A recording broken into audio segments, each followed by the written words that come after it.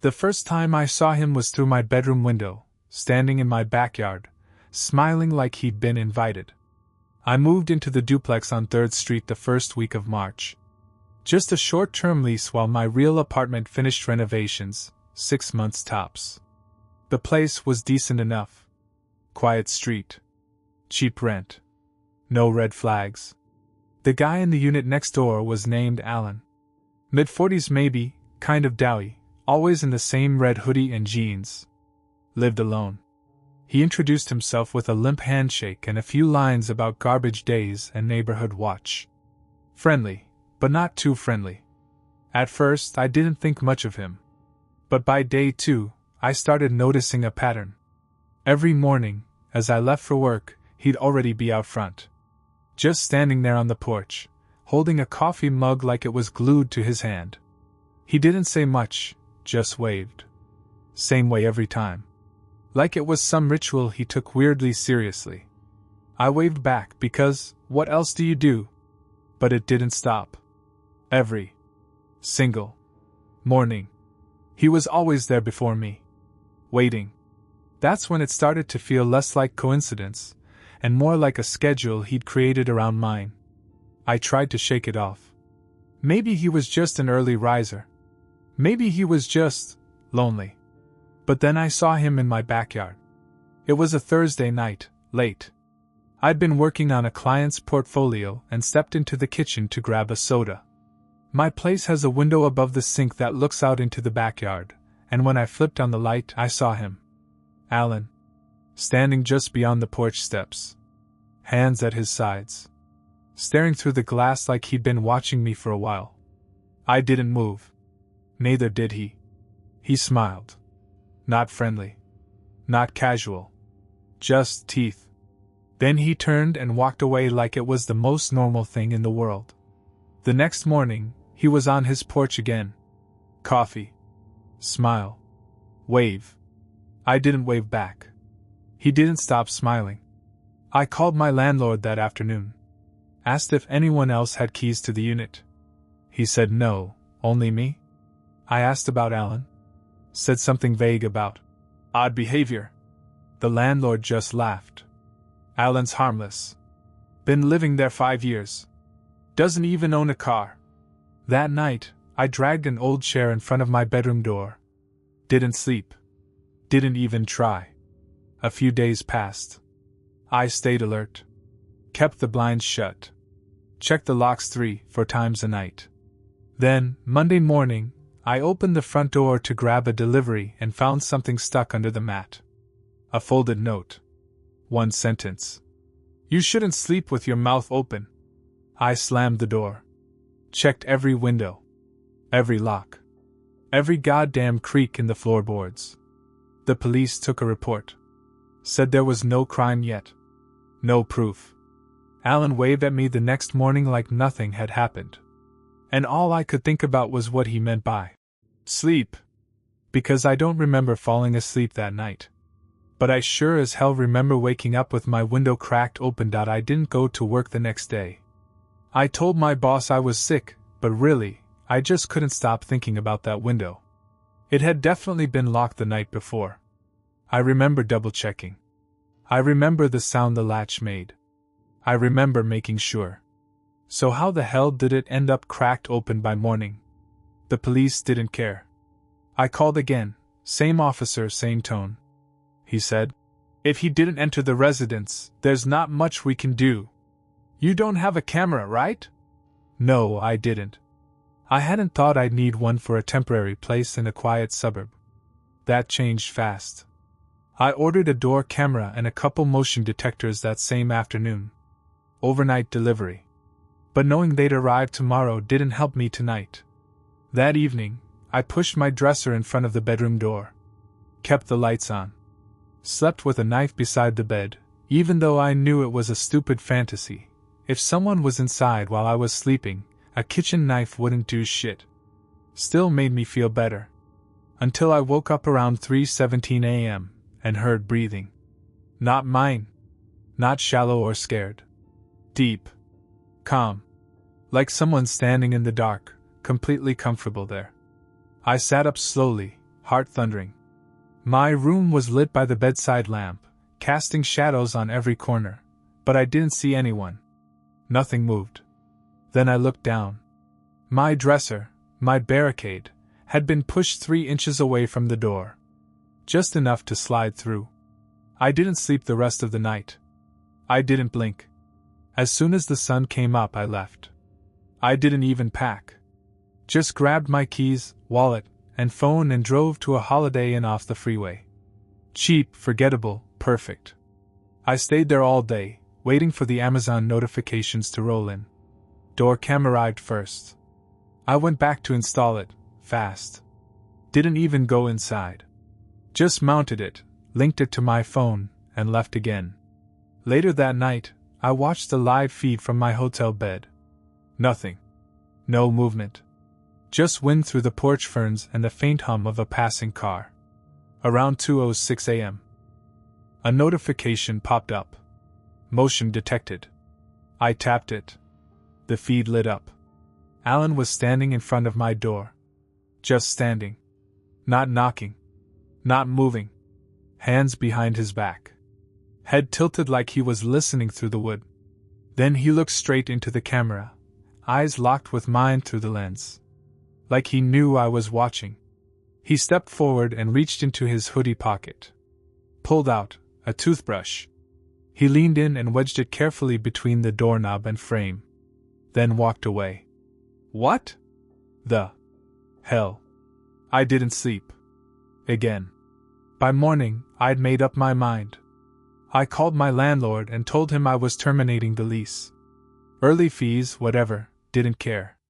He tried to push back until I sent him the footage. That shut him up. I returned that afternoon with a friend, big guy from work who used to bounce clubs. He stood watch while I packed. Everything was fine until I reached the bedroom closet. That's when I noticed the vent. It had been removed. The cover was sitting neatly against the wall. Inside? A small camera. Wired. Taped crudely to a plank, pointing straight at the bed. We didn't touch it. Just called the cops. This time, they came in force. Took the footage. Took the camera. Took fingerprints. Told me they'd be in touch. They never needed to be. Alan was gone. Disappeared. Vanished before they could knock. No work records, no family nearby, no trace. The utilities were in a fake name. Even his license plate turned up nothing. He'd moved in just 3 weeks before I did. Long enough to set up. Long enough to plan. I never found out how many nights he watched me sleep. Never found out if he'd been in the room, or if that toothbrush was just a message. But I still have that door camera. Still check it sometimes out of habit. And sometimes, just sometimes, I think I see a figure in the background. At the edge of the sidewalk. In the distance. Not close. Not yet. Just watching. Waiting for me to sleep with my mouth opened out. We only meant to rent out our guest room for the summer. But we didn't realize we'd invited someone into our lives who never planned on leaving. My wife thought it was a good idea. Just for the summer, she said. We've got the space, and it'll help with the mortgage. And she was right, we did have the space. After the kids moved out, the house felt too big. Quiet in a way that crept under your skin. So when she suggested listing the guest room on one of those short-term rental sites, I agreed. What harm could it do? We screened people. Ran background checks. Nothing risky. We rejected 3 applicants before we found him. Cameron, 32. Freelance UX designer. Said he was between leases and just needed a place to stay while he finished up a contract nearby. His messages were polite, thoughtful. Called us sir and ma'am, in a way that felt sincere, not sarcastic. When he showed up that Friday afternoon, he was all smiles and handshakes. Carried a single duffel bag. Wore black-rimmed glasses and an olive jacket that made him look like he worked at a library. Soft-spoken. Clean. Calm. Perfect tenant. The first few days were uneventful. He kept to himself, left early for work, came back late. Sometimes we'd hear him typing in the guest room, murmuring on the phone with clients. My wife even said, "He's so quiet I forget he's here." And maybe that's why we missed the signs. The first one was small. A drawer left open in the upstairs hallway table. One we never used. I figured I'd left it like that. Closed it. Forgot about it. Then it happened again. Then twice more. I finally asked my wife, "Are you looking for something in that table?" She frowned. "No. I thought you were." We both turned and looked at the guest room door. Cameron wasn't home. The second sign was the photos. I walked into the kitchen one morning to find Cameron sipping coffee and flipping through our wedding album. He didn't look up. Just said, "You guys look really happy in this one." I didn't even remember leaving the album out. When I mentioned it to my wife later, she shrugged. Maybe he was curious. No big deal. But it felt like a big deal. Because after that, things escalated. One night around 1 a.m., I got up to use the bathroom and passed the guest room on the way. The door was open. Lights off. Cameron was standing inside. Just standing. In the dark. Facing the window. I stopped and said his name. He didn't respond. Didn't even move. I said it louder. "Cameron?" He turned his head slowly, like a puppet on strings. Eyes blank. Mouth slightly open, like he'd just woken up or forgotten where he was. Then he smiled. "Couldn't sleep," he whispered. "Sometimes I like to look at the trees." I didn't sleep the rest of that night. The next day, I told my wife I was getting a lock for our bedroom door. She didn't argue. A week later, Cameron started leaving for work a little later than usual. And each morning, as I came down the stairs, I'd catch him staring at our family portraits. Not casually, staring. Noticing things. Memorizing. My wife tried to play it off. "He's probably just lonely," she said. "Maybe he doesn't have a family like ours." But that wasn't what worried me. What worried me was that we'd stopped locking the back door at night, and last Tuesday, I woke up to find it wide open. The alarm never went off. Nothing stolen. Just open. And Cameron? He wasn't in his room. We waited until morning to confront him. Well, I waited. My wife barely slept.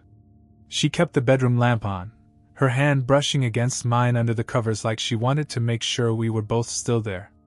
When Cameron came down for breakfast, it was like nothing had happened. He smiled, made toast, poured coffee into our best dad ever mug. I kept it simple. "You left the back door open." He blinked. "Did I? You weren't in your room." He gave a slow shrug and said, "Went for a walk. Couldn't sleep." My wife spoke next. Her voice wavered. "Why didn't you say anything?" "I figured I'd be quiet," he said, smiling. "Didn't want to bother you too." Then he sat at the table. Right between us. As if nothing was off. As if he hadn't just admitted to wandering the house in the middle of the night, leaving the back door wide open. I watched him closely. His hand stirred his coffee without looking. I remember thinking, he's been here too long. We told him that morning would be his last. "We appreciate the help," I said. "But our daughter's coming to visit, and we'll need the space." He didn't argue. Didn't even flinch. He just said, "Of course. Thank you for having me." He went back to his room. But he didn't pack. No zipper sounds. No boxes. No thumping down the stairs. Just silence. Hours of it. That night, my wife and I went to bed uneasy. The guest room door stayed shut, no light beneath it. No footsteps. But I locked our bedroom, just in case. Still, I couldn't sleep. At 3:12 a.m. I heard it, the unmistakable click of a door opening down the hall. Soft steps. Pausing outside our door. Then a whisper, just barely audible. "Are you awake?" I sat up, heart pounding. My wife stirred beside me, but I pressed a finger to her lips. The whisper came again. "Are you awake now?" I stood and crossed to the door. Listened. Nothing. Then, from behind the door, another whisper. I like the one with the dog. The photo. You looked safe. That's when I realized he'd memorized everything in our house. The family albums, the wall photos, the order of drawers. He hadn't just been living with us. He'd been studying us. I didn't open the door. Just called out, loud and angry. Get back in your room, Cameron. Silence. Then soft retreating footsteps. We called the police the next morning. They showed up 2 hours later. By then, Cameron was gone. The guest room was empty, spotless, like he'd never unpacked. Not even a stray sock. But in the closet, behind the hanging jackets, I found something taped to the inside wall. A photo. One of our family portraits. Taken from the hallway wall. My wife's face was crossed out in pen. Mine was circled. Underneath it, scribbled in tiny handwriting. I like how you take care of things. We gave the photo to the officers. Filed the report. They ran his information again. The ID he used was fake. No Cameron. No trail. The phone number disconnected. Whoever he was, he didn't just move on. He vanished. And ever since then, I've had this crawling feeling whenever I'm alone in the house. Like I'm being observed through walls that aren't as solid as I thought. We got a security system.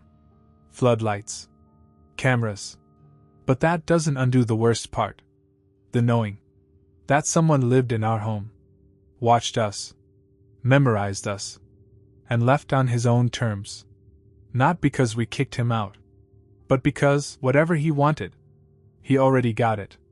Every morning at 6:03 a.m., I saw him walking his dog past my window, but the leash was always empty, and the dog was never there. I'm not a paranoid person. At least, I wasn't. I used to live in this modest ground-floor apartment outside Milwaukee. It was a brick building, nothing fancy, cheap rent, slow neighbors, quiet hallways. The kind of place you don't think much about once you leave it behind. But I can't stop thinking about it. There was this man I'd see every morning. Same time, almost to the second. 6:03 a.m. That's when I'd be making my coffee, leaning on the counter, staring out the tiny window above my sink. And he'd pass by. Middle-aged. Wiry frame. Gray sweatshirt, black jeans, ball cap pulled low. In his right hand, he held a leash. But there was no dog. I watched him for almost a week before I said anything. Thought maybe the dog just ran ahead, off-leash. But one morning, I stepped outside just as he was passing by. I smiled and gave the usual, casual nod. He stopped. Looked at me like I'd just stepped on his grave. Then his eyes darted to the leash, then back to me. Don't talk to me, he said. Not aggressive. Just flat. Quiet. Like it was a rule I was supposed to know. He walked on. I stood there for a long time, listening to the jingle of the empty leash fading down the block. The next day? 6:03 a.m. On the dot. He was back. Same walk. Same path. Leash dangling from his hand. I couldn't help myself. I waited near the window every morning after that. I don't know why. Curiosity, I guess. Or maybe that gnawing sense that something wasn't quite right. Because I started noticing other things. He never looked at traffic before crossing the street. Never reacted to noise, barking dogs, slamming doors, nothing. He walked with his head low and his eyes fixed on the sidewalk like he was following an invisible line. Like he was retracing a path he'd taken 1,000 times before. And then one morning, he wasn't alone.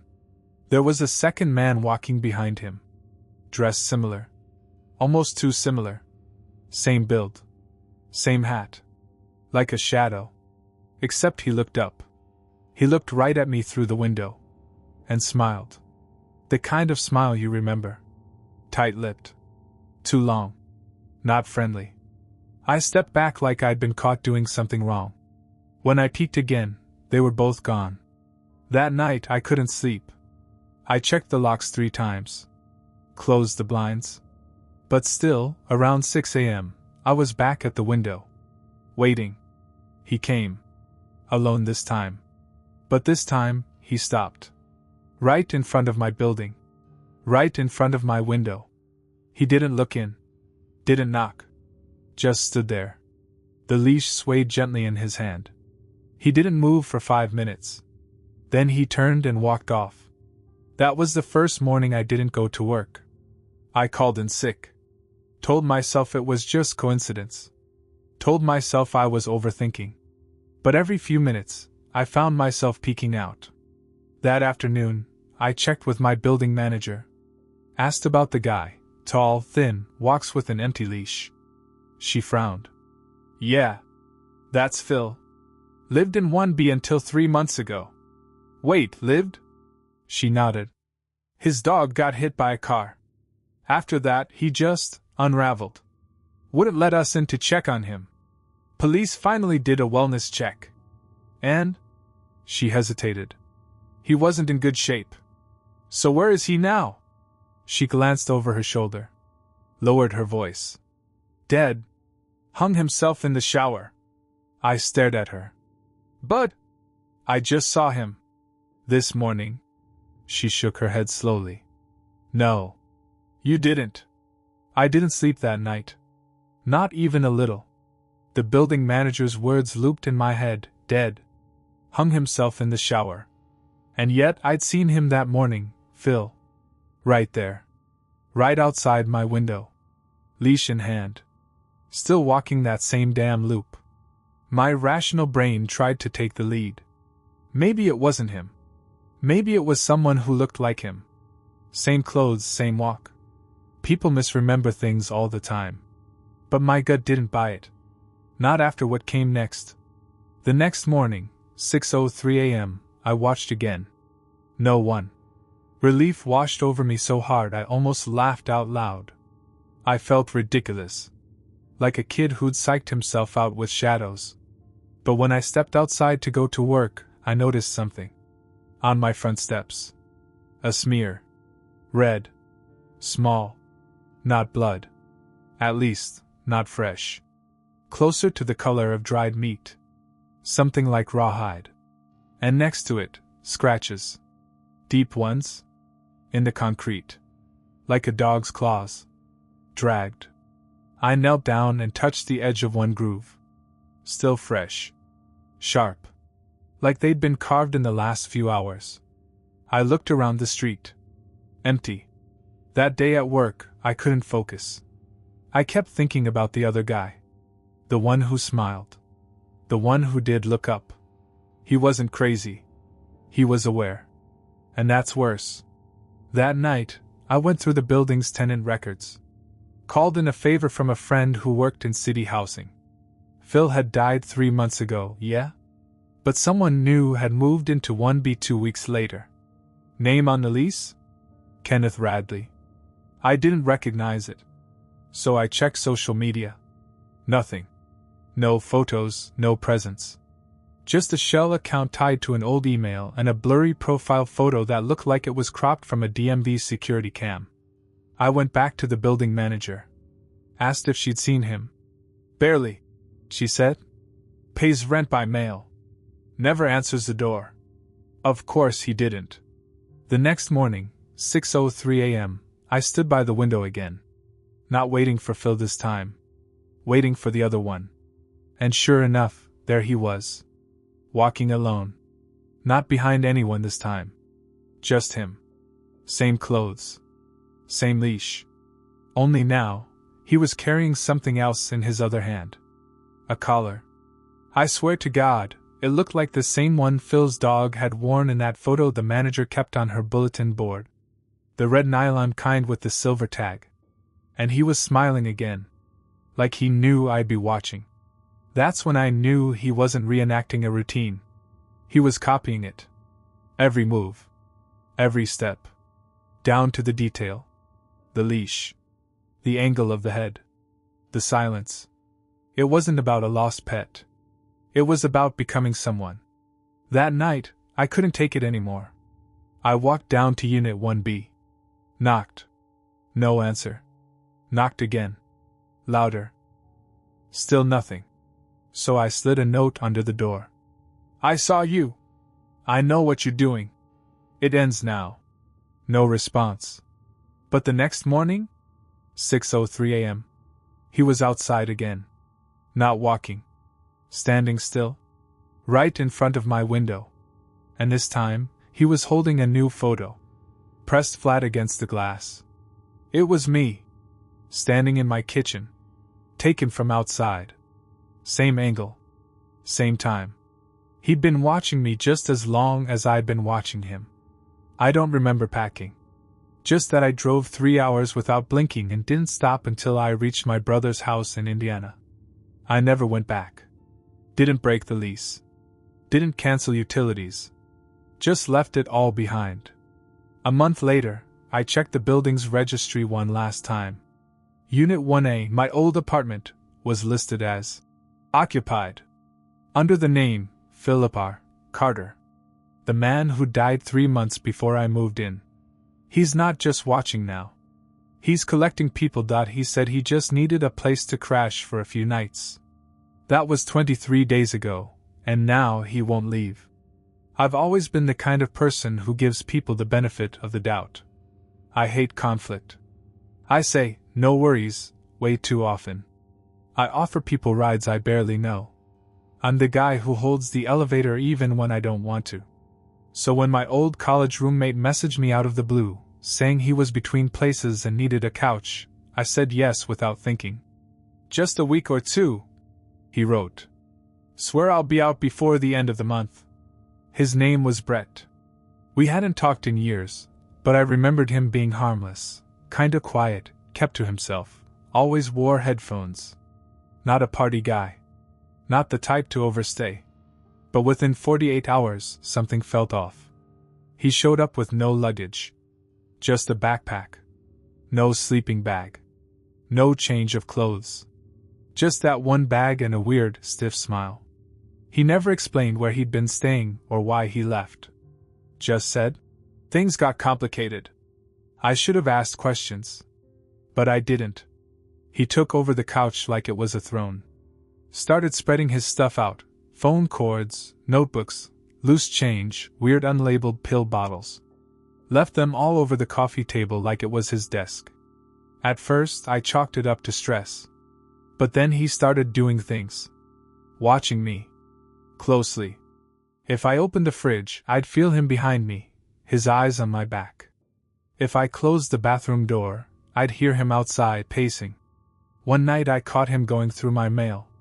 When I asked what he was doing, he just said, "Wasn't sure if you needed help with your bills."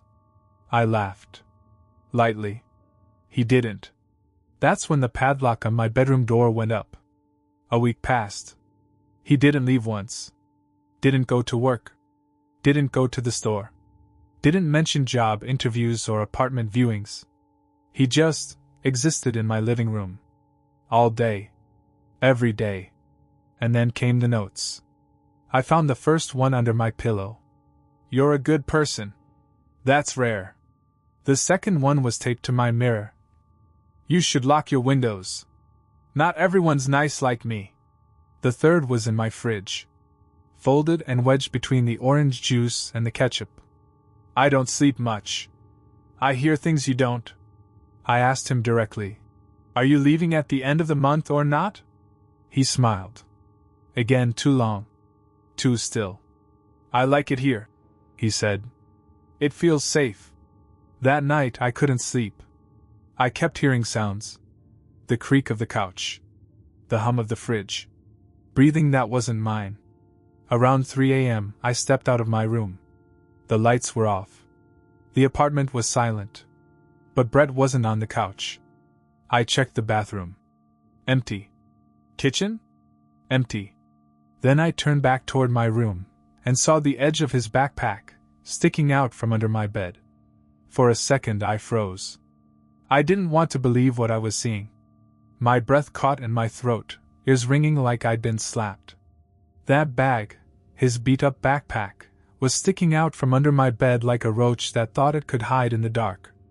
I stood there, knees locked, heart drumming in my throat. "Brett?" I said. "Nothing." I took a step closer, half expecting it to vanish. Some weird trick of the light. Then he moved. A slow shift. The slightest motion of fabric and breath. Not fast. Not scared. He was waiting for me to find him. I stepped back slowly until my heel hit the door frame. I didn't run. Not yet. Not until I saw his hand reach out from the shadows and grab the strap of the bag, pulling it back under the bed like he was retreating. That's when I slammed the bedroom door and locked it. Bolted it. Pushed my dresser in front for good measure. I didn't sleep. Didn't even sit down. Just stood there in the dark with a baseball bat I hadn't touched in years and listened. Hours passed. Silence. I finally crept back to the door and pressed my ear against it. Still nothing. And then, his voice. Muffled. Calm. Right on the other side. "I'm not stupid," he said. "I knew you'd try to kick me out. But this is home now." My entire body tensed. "I'm calling the police," I said, hand shaking as I dialed. "No, you're not," he whispered. "Your phone's in the kitchen. I took it last night." That's when I really started to panic. The call didn't go through. My phone was gone. I had my laptop in the room, but no charger. I hadn't used it in days. Battery, 9%. I connected to Wi-Fi, opened my browser, and sent a message to a coworker. "Call 911. My address. He's in the apartment." The laptop died before they could respond. I listened. More silence. Then footsteps. Slow. Moving away. I waited 5 minutes. 10.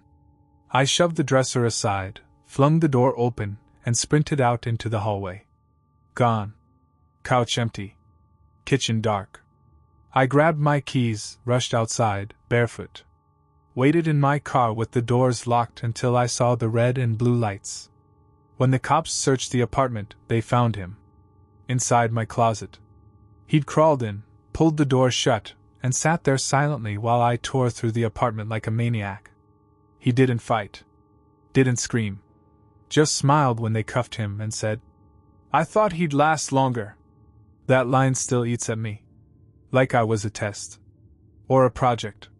A sick game to see how long he could stay hidden in someone's life before the mask slipped. Turns out, Brett had no lease lined up. No job. His freelance gig was a lie. The only thing he'd planned was me. He'd done it before. 2 states away. Different name, different couch. That time, he didn't just hide under the bed. That time, the guy didn't lock his door. That time, the story didn't end like mine. He's in jail now. Short-term sentence for trespassing, theft, and unlawful entry. But nothing that reflects what he really is. Because legally? He didn't attack me. Didn't touch me. He just waited. And honestly, that's what haunts me most. The idea that I let him in. That I handed him a key. Smiled. Asked if he was hungry. And he looked me in the eye. And decided he could stay. He said he was from the utility company. He had the badge, the vest, the paperwork. But I still can't explain why he was in my bedroom. It was a Thursday. Mid-July. Hot as hell and too quiet in the neighborhood. I'd just gotten home from work and kicked off my boots when the doorbell rang. He looked legit. Orange vest, clipboard, laminated badge hanging around his neck. Friendly smile. About 40, maybe older. Not imposing, just average.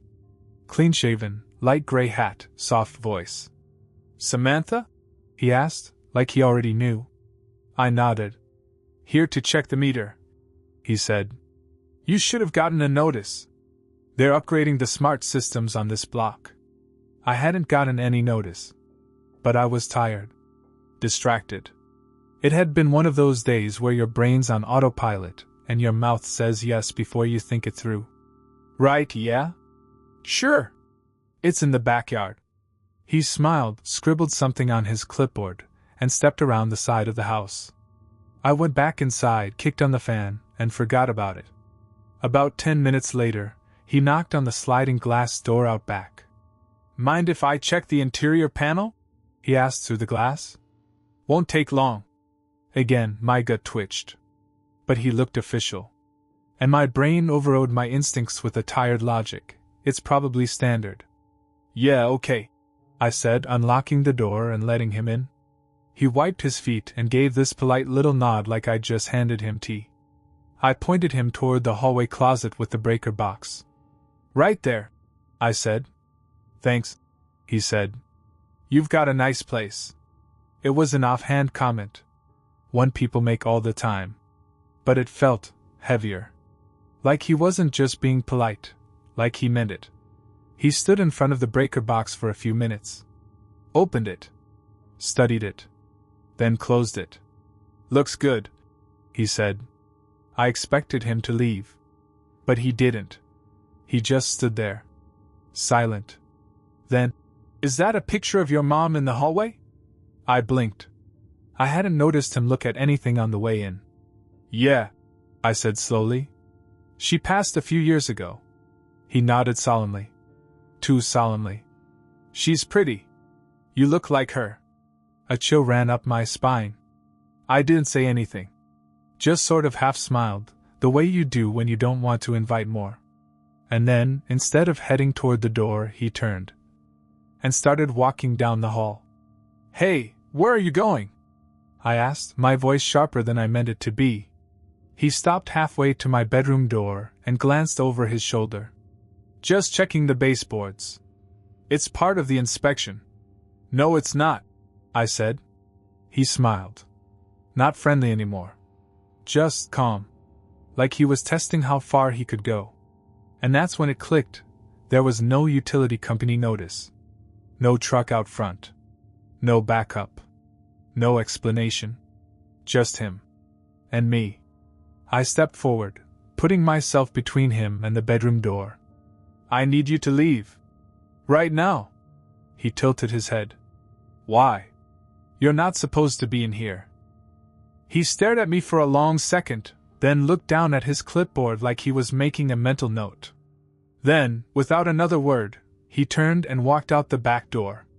Not rushed. Not embarrassed. Like he just finished what he came for.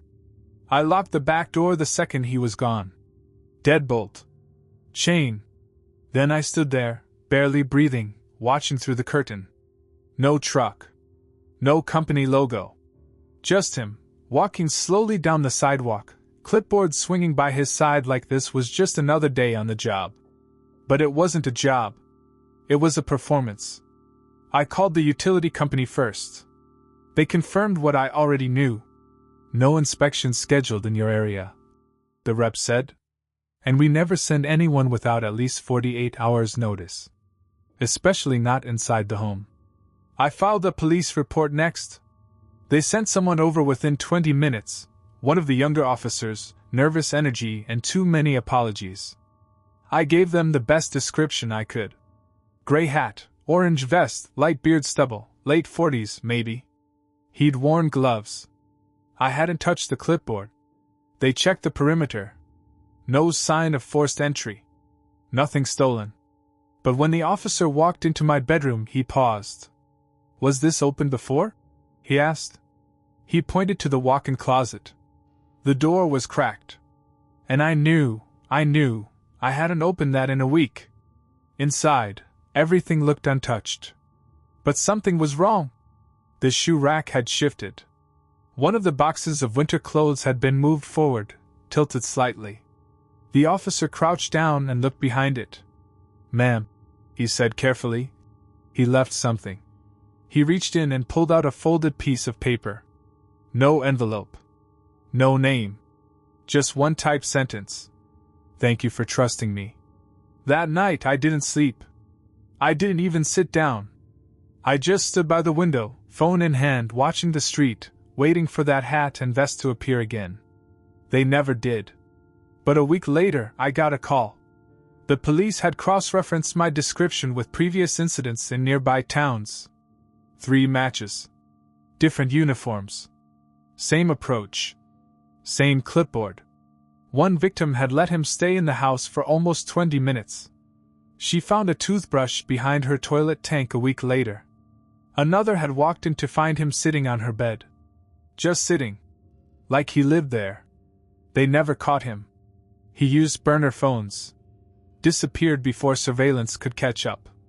The badge was always fake, printed clean, laminated, then dumped. The officer told me something else, too, something they hadn't released to the public. In all 3 homes he left a note. Typed. 1 line. Always a variation of the same message. Thank you for letting me in. Thanks for the warmth. You're very welcoming. Mine? Thank you for trusting me. I changed the locks that night. Got cameras. Motion lights. Cut back every bush near the windows. Even moved the couch to the wall opposite the front door, somewhere I could see from the hall if anyone ever stepped inside again. But no matter what I do, I still flinch when the doorbell rings unexpectedly. I still think about how easily I let him in. Because he didn't force his way through a door or break a window. He smiled. He spoke softly. He looked the part. And he waited until the moment I gave him permission. That's what people don't talk about. The ones who really want to hurt you. They don't come screaming. They come holding a clipboard,